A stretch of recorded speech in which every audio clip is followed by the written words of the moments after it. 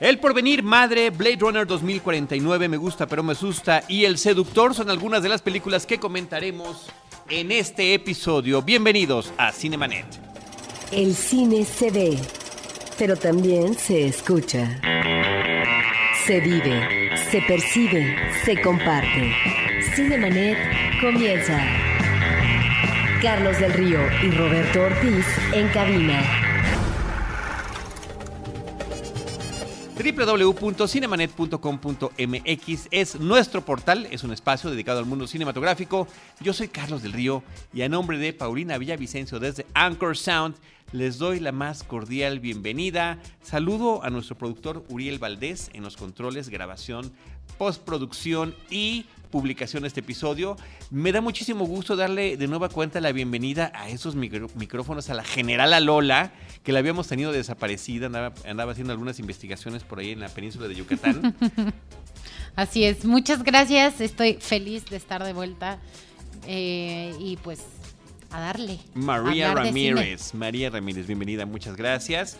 También le doy la más cordial bienvenida, la cordial bienvenida semanal a Diana. ¿Cómo estás, Diana? Hola, muy bien. Muy contenta de tenerlos a todos aquí el día de hoy, ahora sí, a todo el equipo. Hay que hacer un documental de que estamos todos porque de repente no coincidimos. Diana Gómez está con nosotros y por supuesto, cofundador de Roberto Ortiz, pieza fundamental de este equipo, el hombre que ve las películas que uno dice, sí la quería ver, pero no tuve tiempo. Pero ¿qué te parece, Roberto? ¿Qué te parece si arrancamos contigo y con la película El Porvenir, L'Avenir? Sí, yo no sé si era oportuno hablar de esta película porque ya la había comentado yo con anterioridad, porque es una película que estuvo en un tour de cine francés, si no me equivoco. Tiene la actuación, es una película coproducida por Francia y Alemania de 2016, de Mia Hansen-Løve, y está Isabelle Huppert, que es una gran actriz del cine francés, que ha obtenido muchos lauros internacionales, y que el personaje que interpreta me parece que es sumamente atractivo. Es una catedrática, una mujer muy profesional, Nathalie.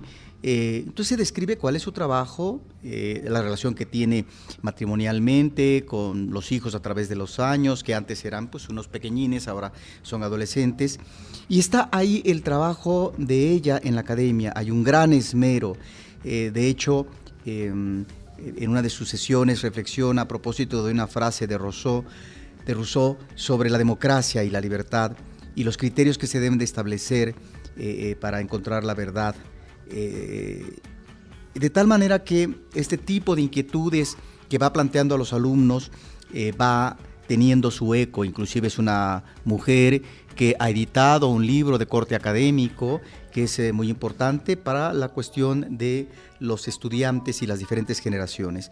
Bueno, ella entonces es una mujer que va a vivir una crisis. ¿Por qué? Porque después de estar casada 25 años, el esposo finalmente deja de tener relaciones con ella porque tiene otro prospecto de relación sentimental. Sus textos académicos ya no funcionan porque está pensando la editorial académica que tiene que ir otro tipo de texto, de otra manera, etcétera.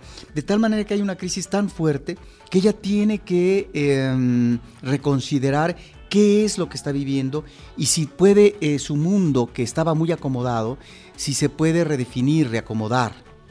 Y de repente encuentra a un alumno, estoy platicando la anécdota, encuentra a un exalumno y a partir de las inquietudes que expone este alumno sobre lo que están haciendo un grupo de chicos profesionales, él ya es un profesionista en una cabaña en la montaña, pues ella se lanza y comienza a vivir otra experiencia. De tal manera que esto, que tiene que ver con una línea de trabajo político, efectivamente, que tiene que también ella tomar una serie de reflexiones con respecto al qué hacer en la vida diaria, pero también en la política, de tal manera que hay una especie de enfrentamiento ante la situación que está viviendo. Me parece que hay una actuación extraordinaria de Isabelle Huppert y es una película sumamente interesante que no tiene propiamente tiempos muertos, que tiene una narración ágil y que el personaje, ¿no? es realmente un personaje muy bien compuesto, de tal manera que me parece una película recomendable. El Porvenir, coproducción de Francia y Alemania con como siempre, o casi siempre, una magnífica interpretación de la au pair. L'Avenir es el título original, es una película del 2016 que está ahora en la cartelera comercial. María, de el querido pero irregular Darren Aronofsky, teníamos muy pendiente hablar de la película Mother, y lo digo así porque tiene signo de admiración, o como se llama en México, ¡Madre! Que teníamos la función de prensa justamente el día de ese terrible sismo del día 19 de septiembre del 2017. Se canceló, fue de las primeras cosas. ¿Estás bien? Sí, cómo no, qué bueno, se canceló la función, ok, gracias. Y después todo lo que teníamos que hacer ese día, ¿no? Bueno, pues ha sido difícil para muchos haber asistido a verla y ponerse al día, pero te ruego que la comentes porque ha sido una película que ha sido recibida, digamos que con mucha polémica. Ha habido gente que le parece que es la cosa más desastrosa que ha visto y otros que verdaderamente la alaban. ¿Cuál es tu punto de vista sobre esto? Pues mira, esta es una película, primero empezaría por la ficha técnica. Es estelarizada por Jennifer Lawrence, Javier Bardem, y también actúan Michelle Pfeiffer, Ed Harris y un par de actores más, entre ellos Kristen Wiig, que sale unos minutitos en la película.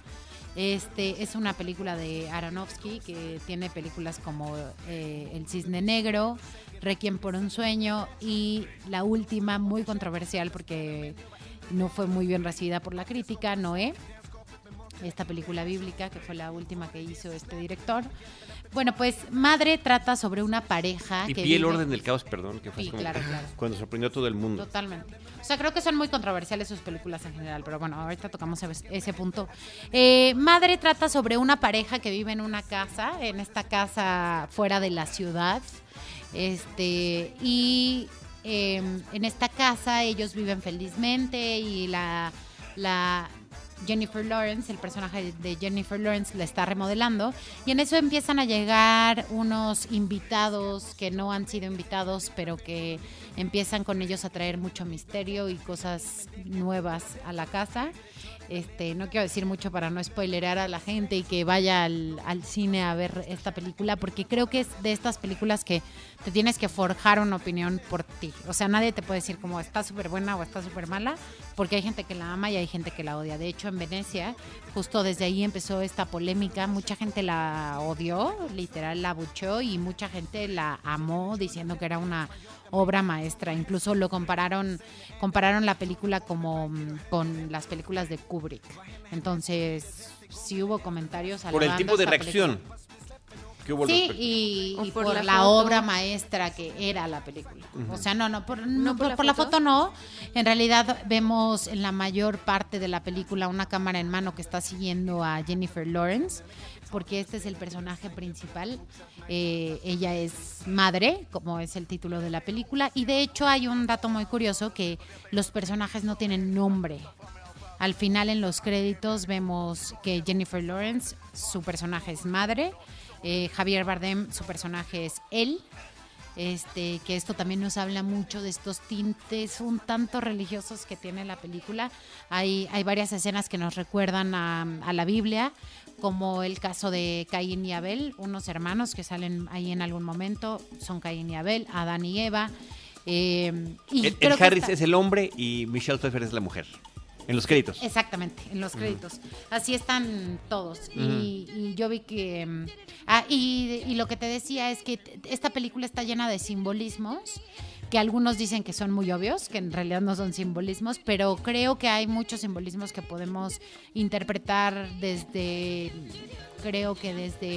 refugiados de guerra que aparecen en un momento, en realidad como un simbolismo, hasta este tema de qué tanto daño le estamos haciendo a la madre naturaleza, que el director de la película ha hablado de esto abiertamente.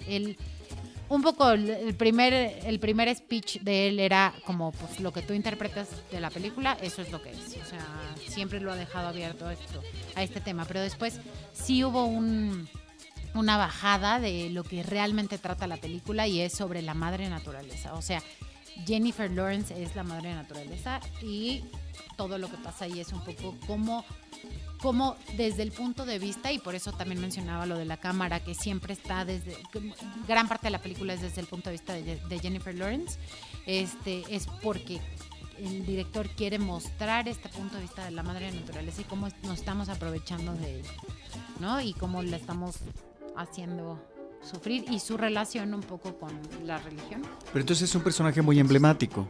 Sí que lo es. O sea, de hecho yo creo, o sea, la actuación de Jennifer Lawrence es muy buena en esta película. O sea, es de las cosas más rescatables de la película, la actuación de ella, porque de hecho, como dato curioso, creo que se rasgó el diafragma de tanta intensidad que le puso a una de las escenas. Entonces, creo que sí es muy importante y también el mensaje es muy importante. Siento que estamos en una época donde nos hemos vuelto más sensibles a las catástrofes naturales. No sé si por la cercanía que tenemos a la información también, que en las redes sociales, que es inmediata, pero creo que también la Tierra nos está haciendo un llamado de que algo está pasando, ¿no? No digo que algo malo o algo bueno, pero algo está sucediendo y nos está dando alertas, y creo que también de eso trata la película. Entonces creo que sobre todo en el momento en el que estamos viviendo en este contexto, creo que es importante el mensaje que tiene la película. Muy bien, pues ahí está Madre de Darren Aronofsky.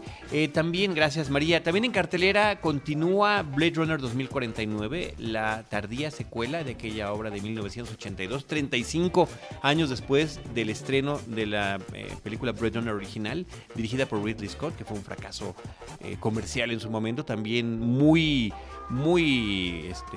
golpeada por la crítica, y que a lo largo de los años y a través de distintas versiones que ha tenido la cinta, como la versión comercial, el corte del director, el corte final, pues se ha ganado un estatus de culto dentro del género de la ciencia ficción, pero también de la historia del cine en general.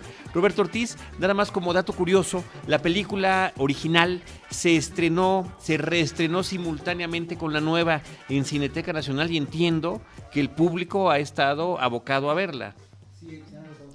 Se han agotado funciones, y además de que, interesante dato, en la primera semana al menos pasaron la versión de cine original, lo que se llama el Theatrical Cut, el corte cinematográfico, que era el corte del estudio, era un corte que iba en contra de las intenciones del propio director Ridley Scott, y que incluía un final alterado, un supuesto final feliz de la película, y que también tenía una voz en off.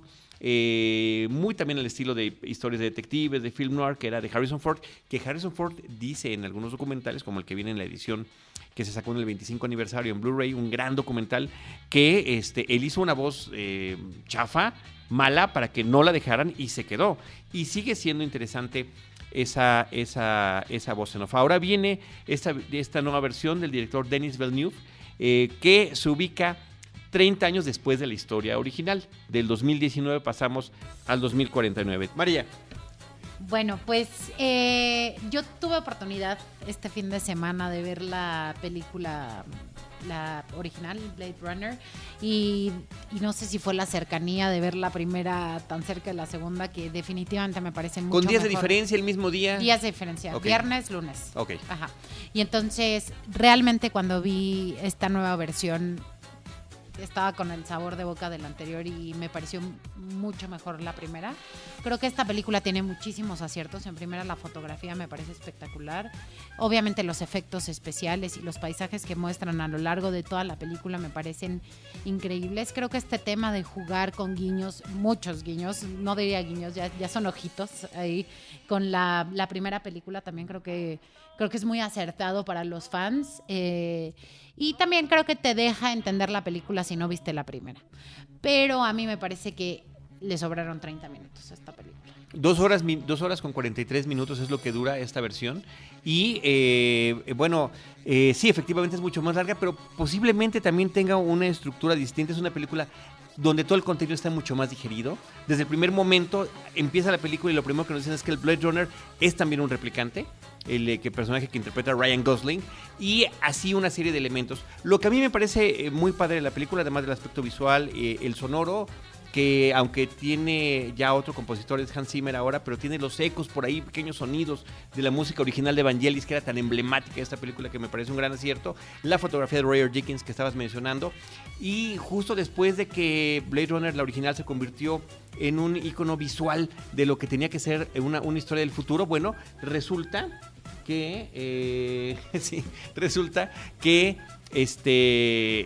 lo que hizo interesante fue la distinta perspectiva que nos dio de la misma ciudad, de la ciudad de Los Ángeles en el futuro, de este futuro distópico, en estos picados que tiene la cinta, no viéndole desde una altura mucho mayor que en la parte original, y con este personaje que entra y sale de la ciudad constantemente también para ver qué es lo que hay en los alrededores. Eso me parece interesante. Y en lo que tiene que ver con la historia, Roberto, pues nuevamente esta disyuntiva, este cuestionamiento sobre la libertad y genuidad, carácter genuino de un ser artificial.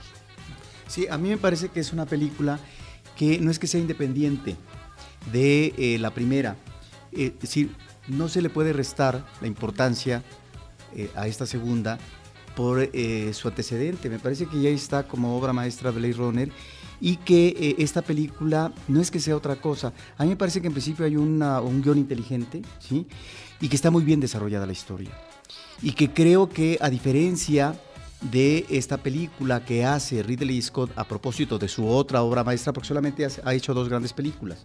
Es un extraordinario estilista cinematográfico en el cine industrial, pero, sus 2 grandes obras pues tiene que ver con la ciencia ficción y con el terror, que son Blade Runner y Alien, el octavo pasajero. Pero es decepcionante este último Alien que hizo Ridley Alien Scott, Covenant, desde mi punto de vista. Me parece que aquí, y no es Scott el que hace esta película, me parece que retoma elementos muy importantes y que tienen que ver no solamente con la figura del Blade Runner, a partir del Blade Runner, la búsqueda de la identidad. Sí, absolutamente. Y ese itinerario del personaje es el que torna atractiva la narración y logra una extraordinaria atmósfera. Sí, efectivamente estamos ante una realidad distópica, y es ahí donde el cine se equivoca muy frecuentemente. Yo no sé si tiene que ver con la cercanía, en términos de la ubicación geográfica. La ubicación geográfica, por ejemplo, de Blade Runner, la ubicación geográfica de 2049, ni es ni va a ser así. En Los Ángeles, tampoco fue así 2001, ¿sí? A propósito de la película de Kubrick, pero yo creo que tiene que ver con esta especulación y posibilidad que te da el cine sobre esta realidad futura, muy próxima, pero la tecnología no llega a eso, y menos, aunque efectivamente ya Blade Runner está planteando situaciones que tienen que ver con la contaminación, la polución, y sobre todo un aspecto muy importante que se vuelve a repetir aquí, donde en un mundo globalizado, los gobiernos ya tienen muy poco que hacer, ¿sí? Con respecto al manejo de la economía. Es el poder de las corporaciones quienes finalmente definen hacia dónde va una cosa o la otra. Por eso es interesante también esta película, y me parece que este itinerario, ¿no?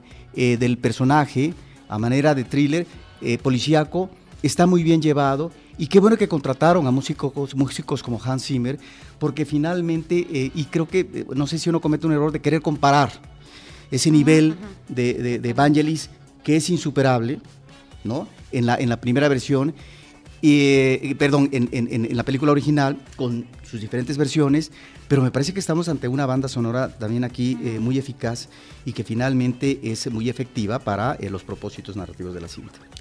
Pues ahí está Blade Runner 2049. Sí, nada más como dato, comentabas que la primera no le fue muy bien en taquilla, esta tampoco. De hecho, no fue una gran apertura en taquilla. No. Estuvo por debajo incluso de Ghost in the Shell, la película de Scarlett Johansson. La vigilante del futuro estuvo 35% abajo en taquilla en su fin de semana de estreno. Sí, aquí en México. Aquí en México. Y en Estados Unidos fue un fracaso todavía mayor. Se está estrenando en diferentes países con diferentes expectativas. Todavía falta China, por ejemplo, también para ver qué es lo que pasa por allí. Pero bueno, pues vemos que es un cine que no es particularmente comercial y está surtiendo ese efecto, desafortunadamente. Pues ahí está Blade Runner 2049.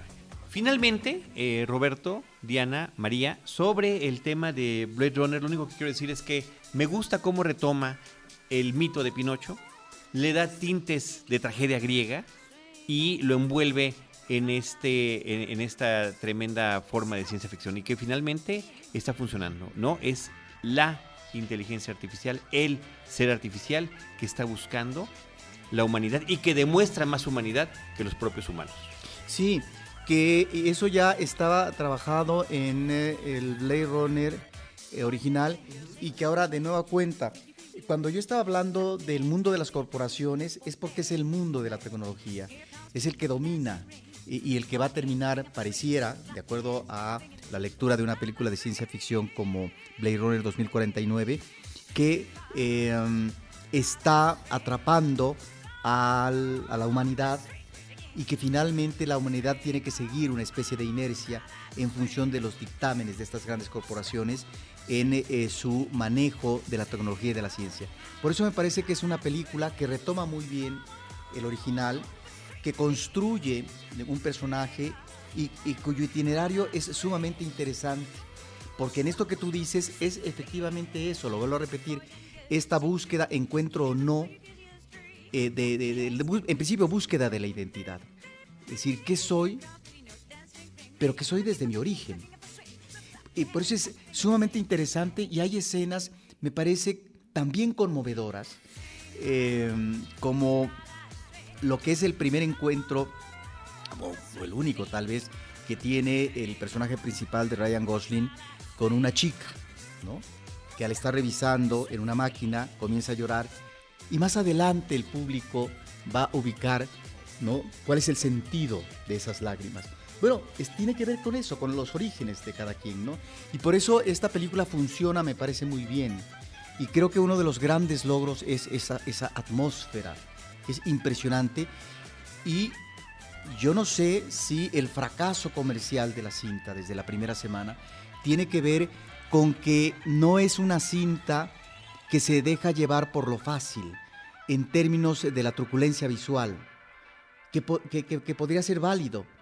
Y me parece que en ese sentido estamos al contrario, ante una serie de escenas muy prolongadas que pueden ser muy densas y pesadas para cierto tipo de espectador, cansadas, dicen algunos, me pareció que es una película cansada, con demasiado tiempo de narrativo, etcétera, pero es por eso mismo, porque finalmente la dirección está tratando de manejar un itinerario en función del tiempo que sea necesario o que lo ocupe a partir de del escenario inmediato, interior o exterior que está manejando. Y por eso me parece que es una película que logra conectar muy bien toda esta parte del drama interior del personaje principal con esta situación externa en donde están obviamente los efectos especiales, pero donde finalmente no hay en este juego con la parafernalia, no hay un abuso de este.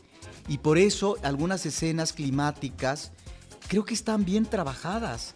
Una escena que tiene que ver con el movimiento de una nave, de un vehículo, ¿no?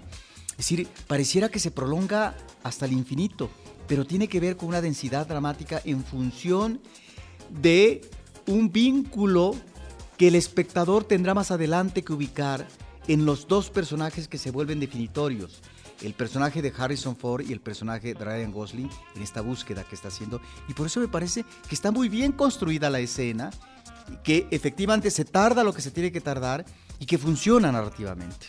Efectivamente, así es. Y con eso cerramos, ¿no, Roberto, el comentario y recomendación amplia, yo creo que de los que estamos en esta mesa, de Blade Runner 2049.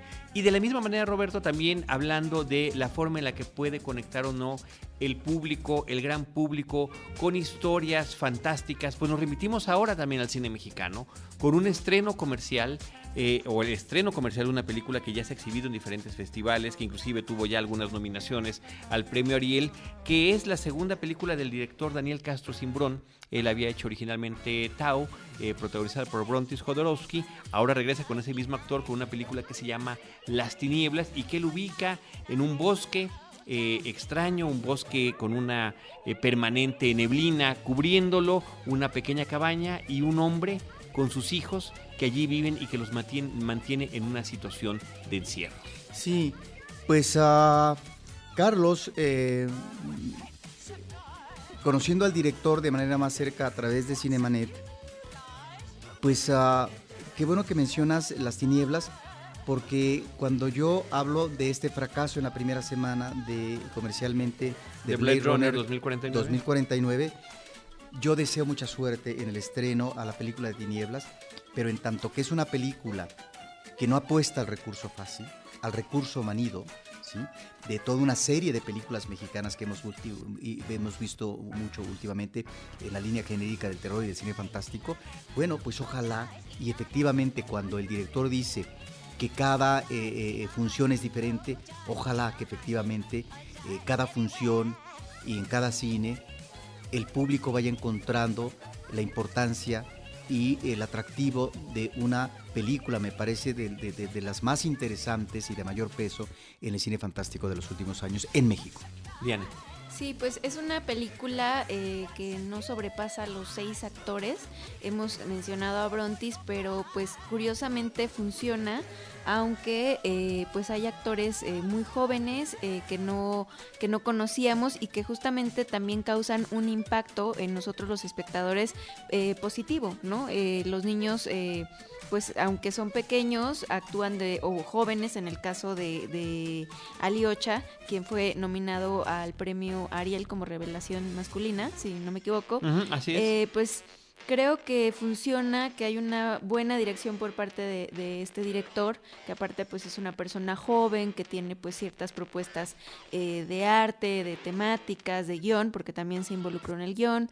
Entonces es una recomendación de cine mexicano pues diferente, como dice Roberto, que vale la pena pues ir a observar, ¿no? Y a disfrutar también, porque no, aunque es una película de suspenso. Así es, absolutamente, es una película que parece que nos ubica en un universo posapocalíptico, que a través de lo que está sucediendo, las relaciones internas, el miedo al externo, la sobreprotección, nos puede dar una cantidad muy distinta de lecturas, y creo que es una recomendación interesante que tenemos en esta semana de estreno, y que además no hay que hablar demasiado sobre los elementos que maneja este realizador. Salve decir que todos ellos, Roberto, Diana, María, están muy bien manejados en términos de su fotografía, del diseño sonoro, de la música y de la forma en que nos va envolviendo en esta historia. Sí, yo creo que aquí el director logró reunir de manera favorable los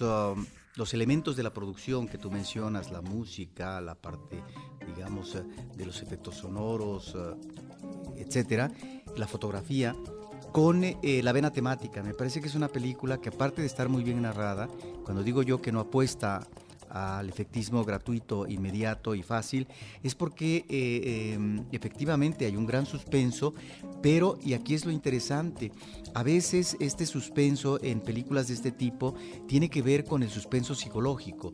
Es a partir de cómo van evolucionando los personajes y qué le van transmitiendo al espectador. El espectador se preocupa, se inquieta, sobre todo con un personaje como Argel, a propósito de cuáles van a ser no sus directrices, sino el siguiente paso a dar, que no sabemos, porque efectivamente no es una directriz, hacia dónde va a conducir el destino próximo de él, porque está en una situación de gran inestabilidad. Entonces me parece que ahí estamos con un tema que sí podemos decir como premisa, es el tema de la familia, el tema del poder y el tema también de la protección de la familia ante un mundo externo que puede ser ominoso, peligroso, riesgoso, etcétera.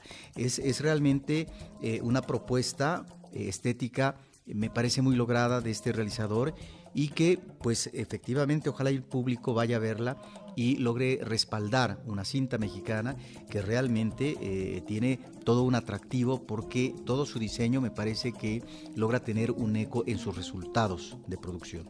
Las tinieblas, de Daniel Castro Cimbrón, con Brontis Jodorowsky, Alyosha Sotkinov y Camila Robertson Glennie en los papeles protagónicos de esta familia. Roberto, otra propuesta distinta en otro género mexicana es la cinta Me Gusta Pero Me Asusta. Sí, es una cinta mexicana de Beto Gómez. Es una cinta que está manejada como comedia, y que es una relación peculiar, extraña, difícil, de dos personajes pues que estarían en las antípodas.